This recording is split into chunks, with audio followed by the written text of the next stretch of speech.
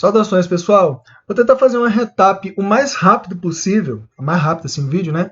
Sobre a P1, primeira chamada que vocês fizeram semana passada.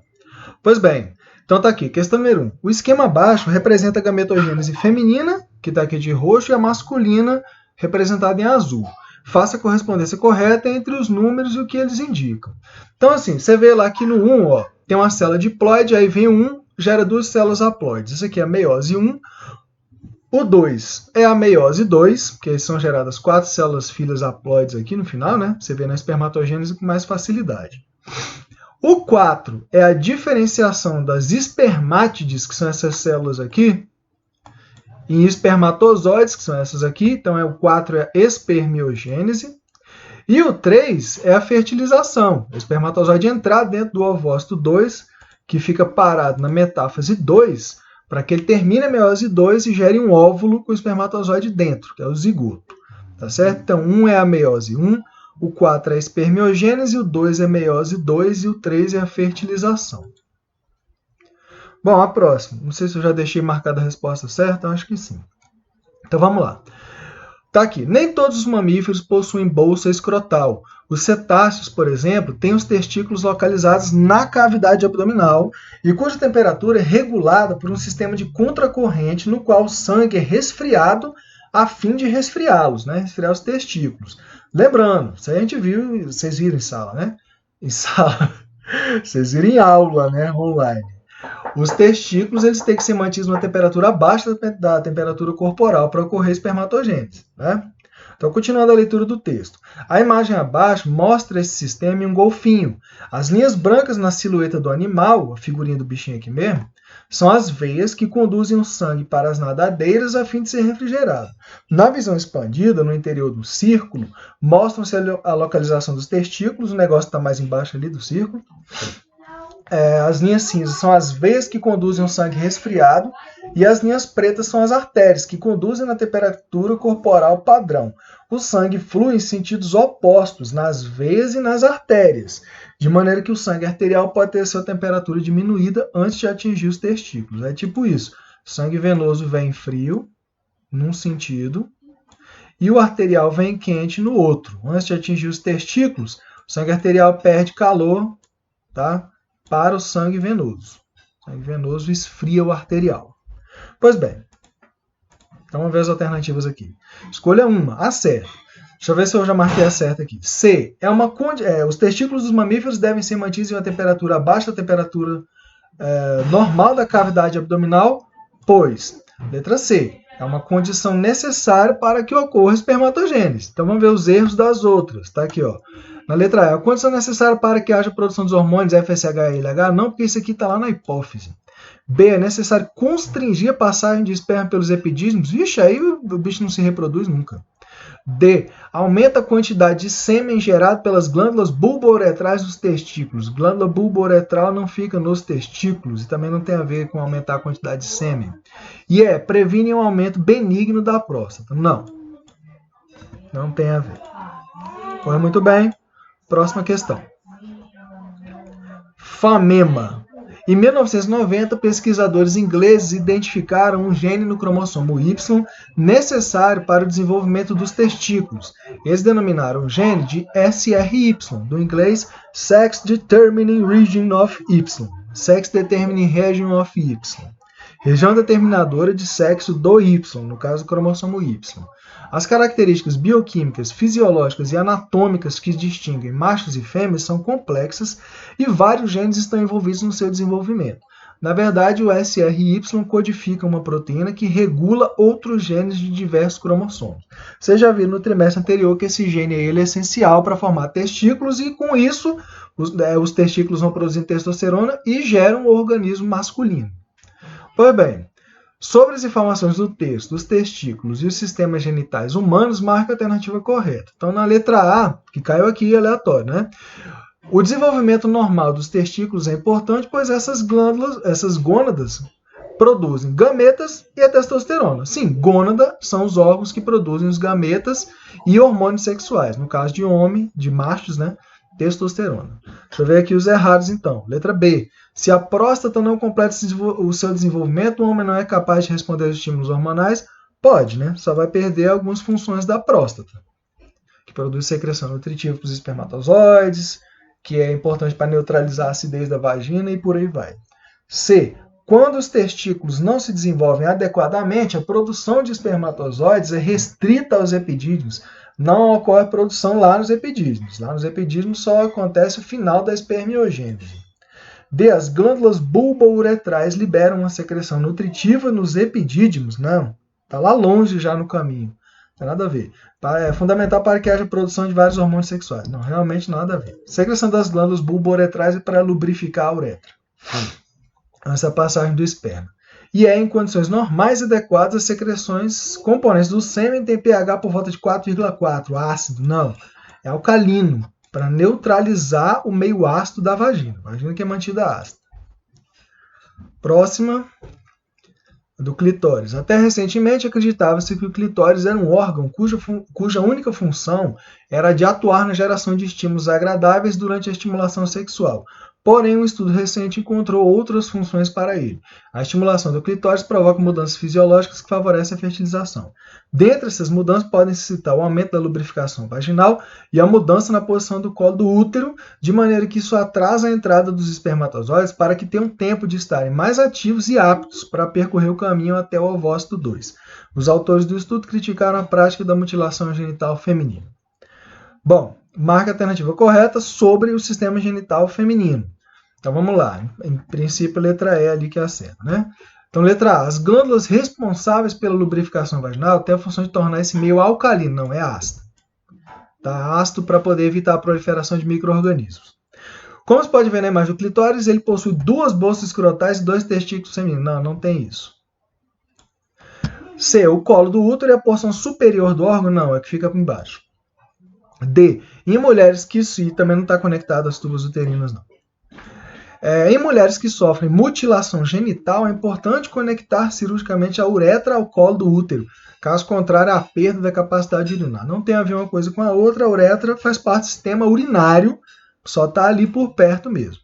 Né? A uretra é conectada com a bexiga, se arrancar o clitóris fora não vai alterar isso. E letra E, uma mulher que sofra mutilação genital e tenha seu clitóris extirpado, tem durante as relações sexuais a sua capacidade de sentir orgasmos reduzida. Claro, né?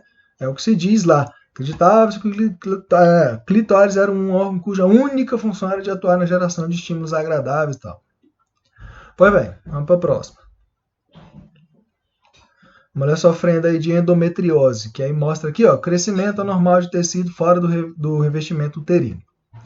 Pois bem, o texto. A endometriose é uma doença caracterizada pela presença de dores fortes durante o período menstrual, cujas causas ainda não são completamente conhecidas e consiste no crescimento do endométrio em outros locais do corpo, além do interior do útero, como nos ovários, nas tubas uterinas, nos intestinos e cavidade abdominal. Pode haver sangramentos urinários, intestinais e durante as relações sexuais. Essa enfermidade pode gerar infertilidade em 30% das mulheres acometidas e o diagnóstico é difícil, inclusive porque muitas mulheres podem conviver por muito tempo com o problema antes de buscar ajuda médica.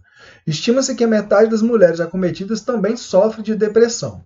Os tratamentos podem ser feitos com contraceptivos hormonais para aliviar os sintomas e também com cirurgias para remover os tecidos em locais indevidos. Aí aqui está o equipamento lá que queima esses tecidos aí em locais indevidos. Pois bem, sobre a endometriose do sistema genital feminino, marque a alternativa correta. Então a letra A aparentemente é correta aqui, né, como eu já deixei pré-marcado. A presença de tecidos uterinos nos ovários pode causar inflamações, sim, né? E desregular as funções desses órgãos, dos ovários. Que são o quê? Por exemplo, de função? Como a produção de hormônios, sim, estrógeno e progesterona, né? E liberação de ovócitos 2. Então, provavelmente essa é a certa. Uma vez errada. Sempre tem que ver todas as alternativas. Os contraceptivos hormonais usados no tratamento da endometriose contêm testosterona? Não, senão a mulher vai virar homem, né? Vai ficar com o corpo masculinizado. O que os contraceptivos hormonais têm são os hormônios femininos, estrógeno e progesterona. C.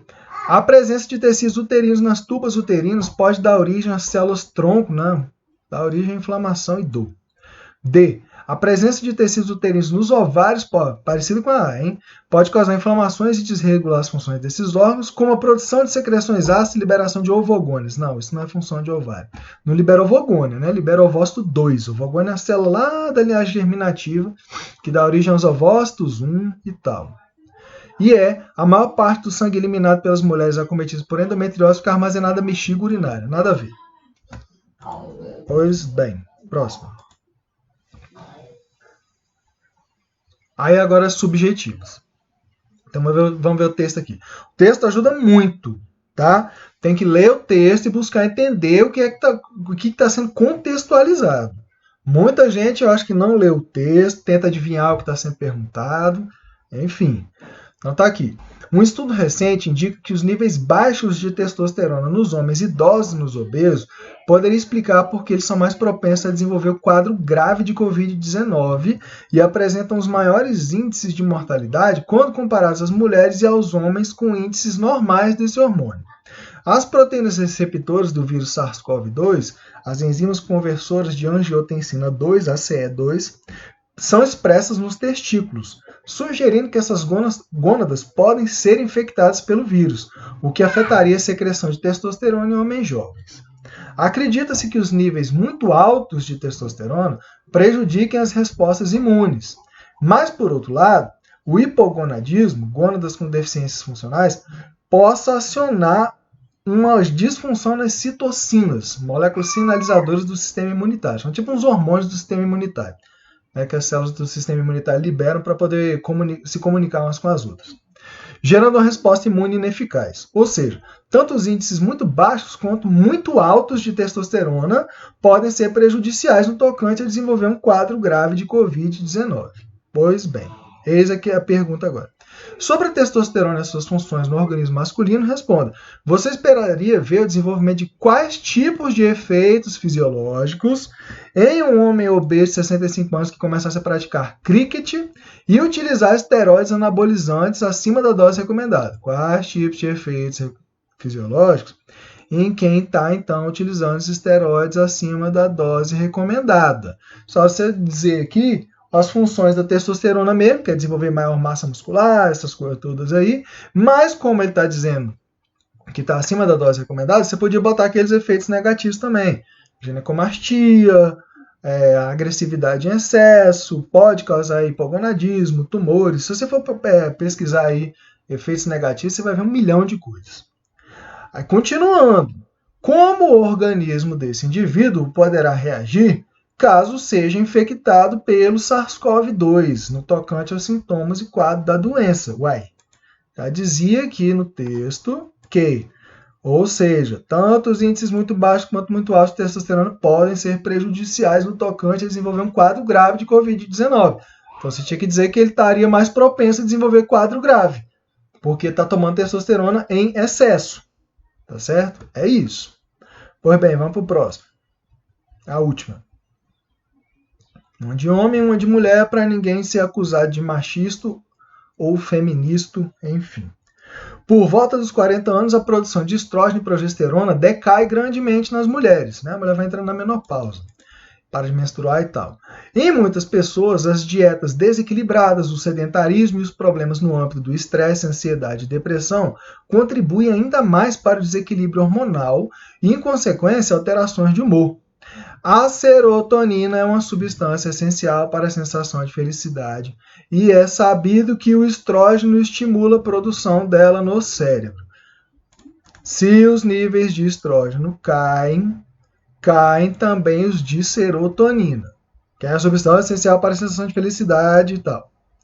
Aí pergunta: uma mulher com depressão e com disfunções ovarianas procura um médico que lhe receita disfunções ovarianas, então não está produzindo os estrógenos e progesterona adequadamente e está com depressão. Então o médico lhe receita tomar contraceptivos hormonais contendo estrógeno e progesterona sintéticos. Já está dizendo que isso aí vai resolver o problema, porque está aqui, continuando. A mulher resolveu consultar um guru, blá, blá. O conde lá, o guru, lhe respondeu que o médico estava errado e o tratamento iria apenas piorar o quadro depressivo dela e promover a perda das suas características sexuais secundárias femininas, Então, explique por que o médico está certo e o guru está errado. Isso aqui não é para você dizer que o guru está errado porque ele é um guru, não sei o quê. E se fosse o doutor estranho? O doutor estranho é guru e também é médico. E agora? E agora, como é que tu resolve? Não era para responder nada disso aqui, gente. Essas perguntas são muito mais fáceis do que vocês ficam imaginando. Olha só. Cadê aqui? Explica por que o médico está certo e o guru está errado. O guru falou que o tratamento iria apenas piorar o quadro depressivo. Não, por quê? Porque está tomando estrógeno e o estrógeno, aqui ó, é sabido que o estrógeno estimula a produção da serotonina no cérebro. Então, no que diz respeito à depressão, o guru está errado nisso. E a perda das suas características sexuais secundárias femininas. No que diz respeito a isso, ele também está errado, porque o estrógeno é o hormônio que promove o desenvolvimento de características sexuais secundárias femininas. Tá? E não o contrário. Então é por isso que o guru está errado. Tá certo? Bom, gente, é isso aí. Espero ter podido ajudá-los. Até mais.